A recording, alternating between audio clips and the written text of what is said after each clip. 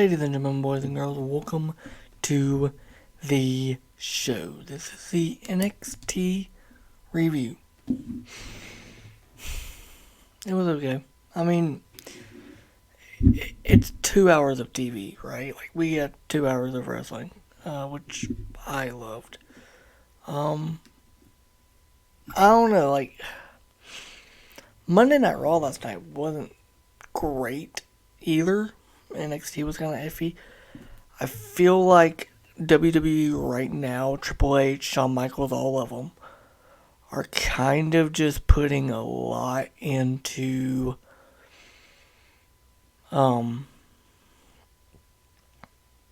Survivor Series War Games, which I'm fine with. But they didn't make NXT as cool as it could have been, as fun as it could have been.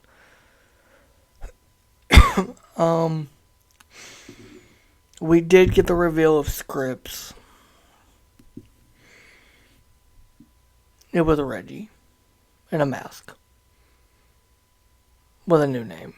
Like, they put all these promo packages, they put all this stuff, all these cryptic messages into these video packages for Reggie, just to rename him, give him a new look, and put him in NXT. You could have done that without any of these video packages, and you would have been fine. Legit. Would have been fine. I would not complain one bit if you had done that. But, like, you made us think it was something bigger, right? Like, you made us think, oh, we're getting something huge. We got ready. Like, his style's fun. He's a fun talent. He's not bad in the ring. I mean, he looked good tonight, but he wrestled. I don't even know who he wrestled. I think it was a jobber. I have no idea. Like, I don't know. NXT just right now, they're not clicking. They need to start cooking again. Also, we got an impromptu NXT tag title match that Duke Hudson somehow set up. It makes no sense for his Chase University, the faction tag team, whatever it's called. Which is fine. Like, I didn't mind a tag title match. It was okay. I mean, it was against Pretty Deadly, and Pretty Deadly's really good. I like them as a tag team. They're very talented. But I don't know. It didn't fit. The NXT North American Championship match was really good. It was, and then at the end of the show, we got the return of Dominik Dijakovic, whose new name is Dijak. Yeah. It's gonna put him in a feud with Wesley, the NXT North American Champion, which is fine for his first feud, but like, that didn't even feel that big. Honestly, like, the whole show just didn't feel big. The promo with Toxic Attraction and Kaden and Katana didn't feel big. Like, it didn't feel big. Nikita Lyons partnering with Kaden and Katana to take on Toxic Attraction next week doesn't feel like a big match. Not really. It really doesn't.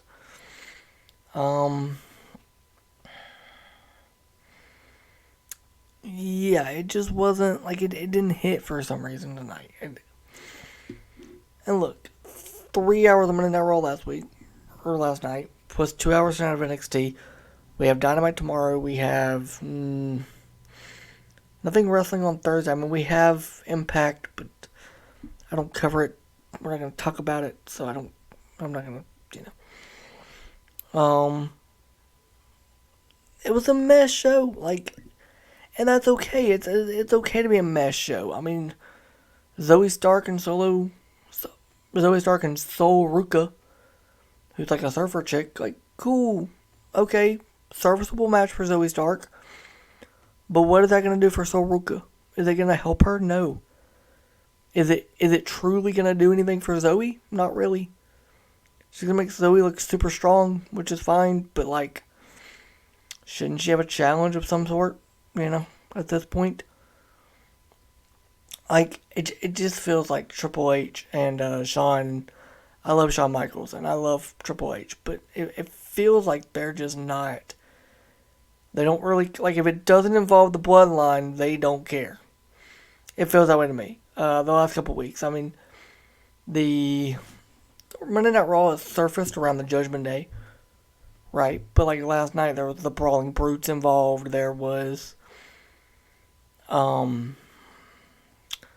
OC, which is fine. I like the OC and I like the Brawling Brutes, but, like, it feels like a very faction-driven company right now. Like, they're driving for factions, which is fine. I like a faction.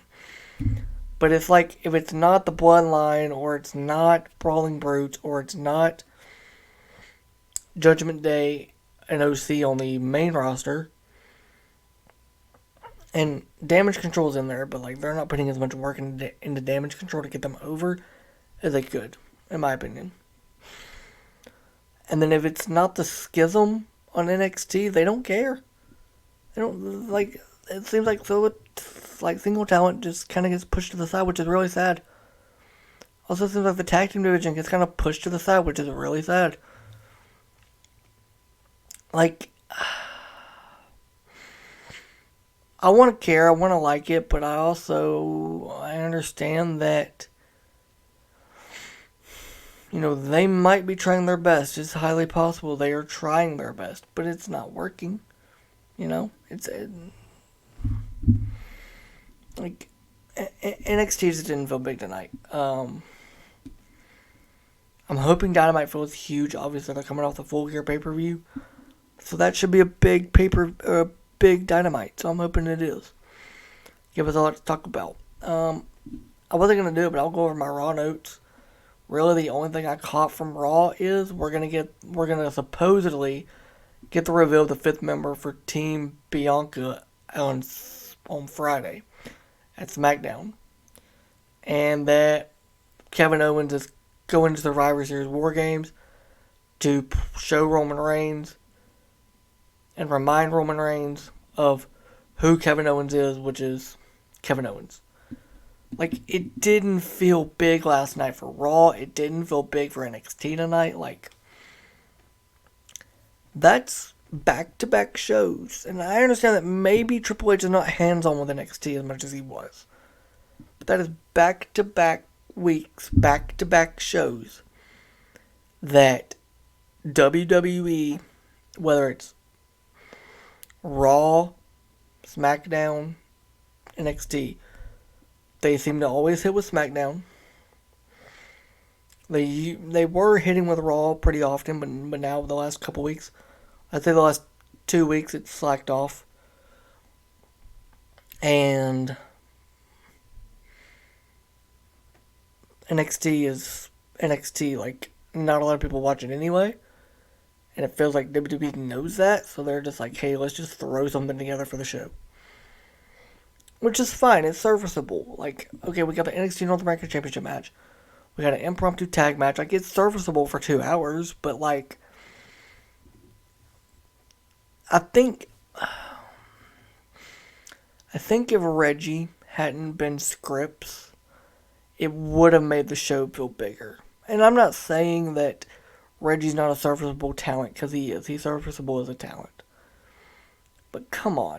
The dude went from being the manager for Carmella and having a, like, massive love affair with Sasha Banks to Scripps, who's supposed to be this entity that we're supposed to believe can change the culture of NXT, change the NXT landscape.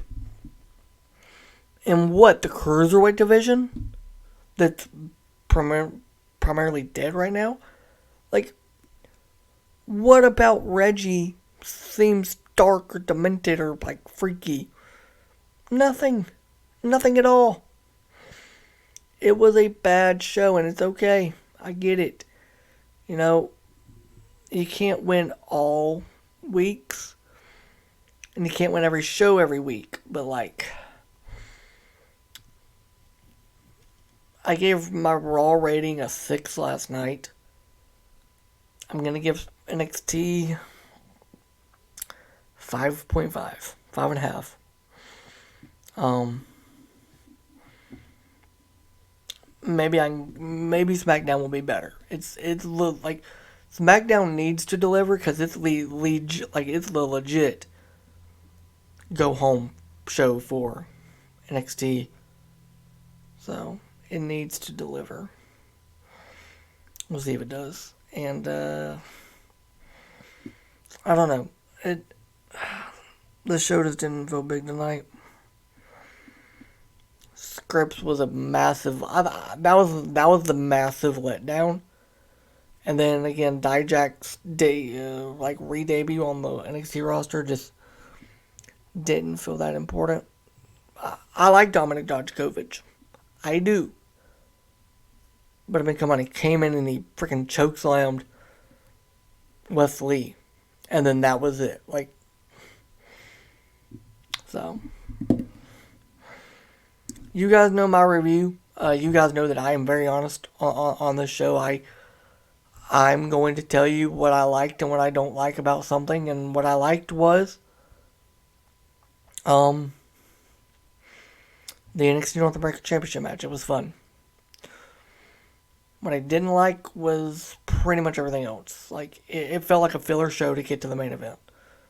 And then it felt like, hey, let's just take away from the main event a little bit. Debut Dijak, but not make it that big. Like, that's what it felt like. And it's fine. It's okay. I'm cool with it. I'm okay with that. But I would have liked for it to have been a bit bigger. Just a bit bigger. But it's okay. Anyway, guys, thank you for listening, watching, subscribing. Love all of you. And have yourselves a very great Thanksgiving week. Again, I will be here tomorrow with Dynamite. I'm going to do something Thursday. Not a wrestling podcast, but I'm going to do a podcast on Thursday. I know it's Thanksgiving, so probably Thursday night I'll do something. And then